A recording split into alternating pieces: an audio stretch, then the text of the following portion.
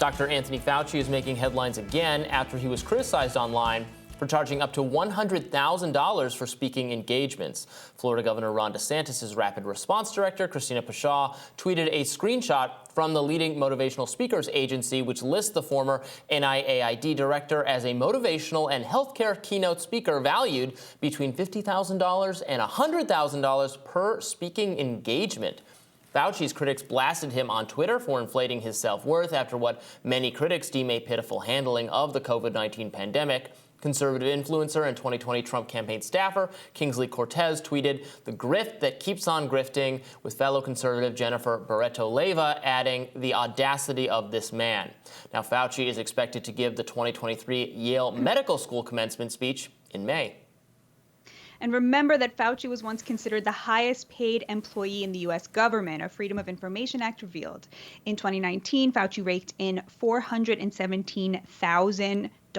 And the watchdog group Open the Books found and shared with Fox Digital that Fauci's net worth expanded from $7.5 million in 2019 to $12.6 million at the end of 2021. So, Robby, are you charging $50,000 per speaker engagement? Now, you can get me for a discount if you want Fauci, but that's too. I'll do it for $45,000 easily. And I'm a full service and entertainer. I'll stand on my head. I'll juggle. It's not just a speech, I'll dress up in clown clothes or something, whatever you want. $45,000 a mere fee.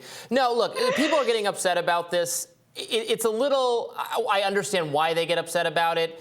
It seems like a lot of money for a small amount of his time, and I don't agree with a lot of his ideas. Obviously, you and I were able to grill him way back when he was interviewed on this show, but at the end of the day, if people, with schools, it's a little different because some schools are, they're partly federally subsidized, and I don't love that. But if a group wants to raise its own money, pay this guy whatever they want to pay him, it's not.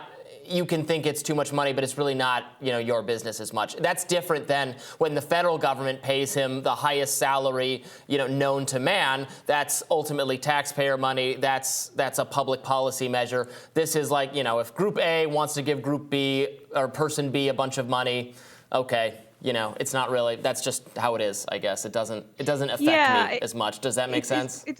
Is much more reflection on the groups willing to pay this money. I don't begrudge anybody, setting a price tag on their time if they can get it, great. But it is very embarrassing that, anybody who ends up paying $100,000 for that, they should be very embarrassed by that.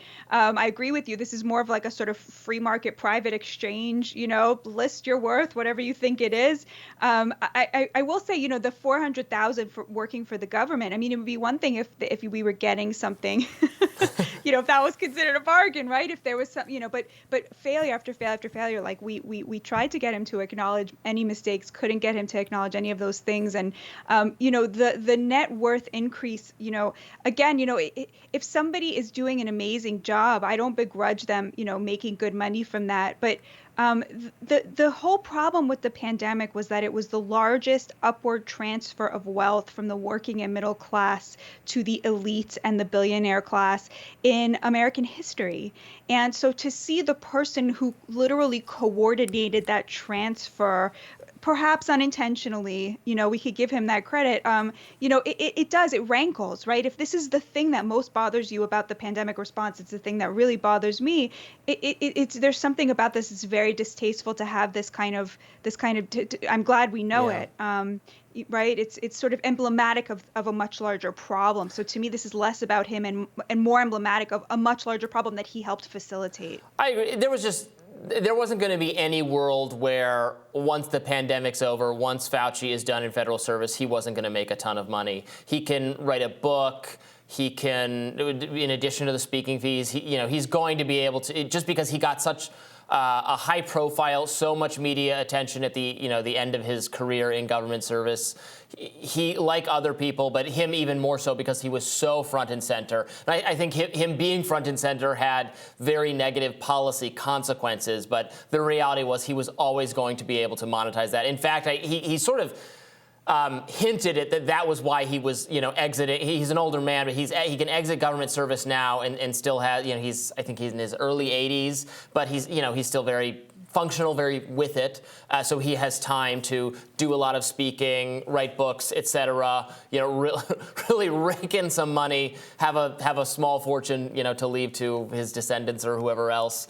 It's not on the list of things that bother me about Dr. Fauci. It's the least personally offensive because it's not. It just has to do with who's willing. If they're willing to pay him money, they're willing to pay him money. The issue is what he presided over, including whether he presided over him being the foremost advocate of research that was done by groups like EcoHealth Alliance, which have now been criticized by the federal government.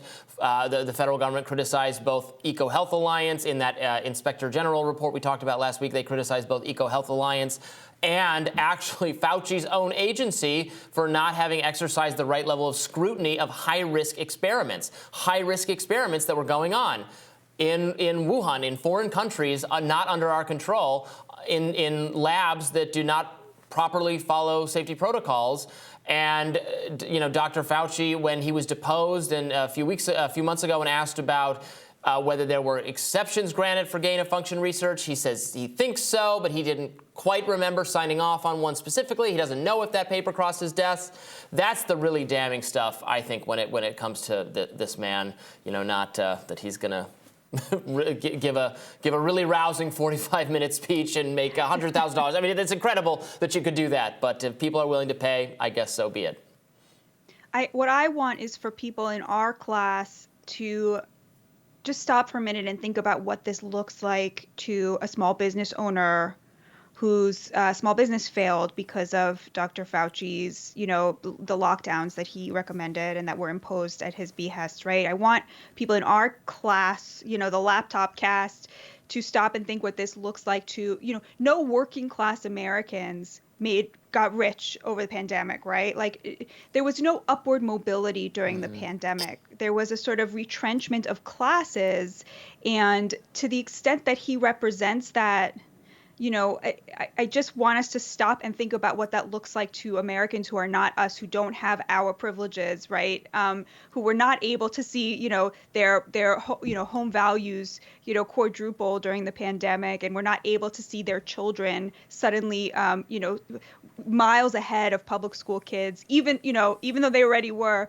We'll talk about that in my radar, but I think that that kind of compassion is extremely important because that is what's going to stop this from happening again in the future. And the problem is that nobody who was in charge of making policy, certainly under President Biden, had those Americans at the forefront of their minds when they were thinking about who they were protecting. They were protecting the protected. They were comforting the comfortable. I think that this is very emblematic of that. Is this much worse than anybody else in that, in the millionaire class? Probably not. All right, we'll have more Rising right after this. Please stay with us.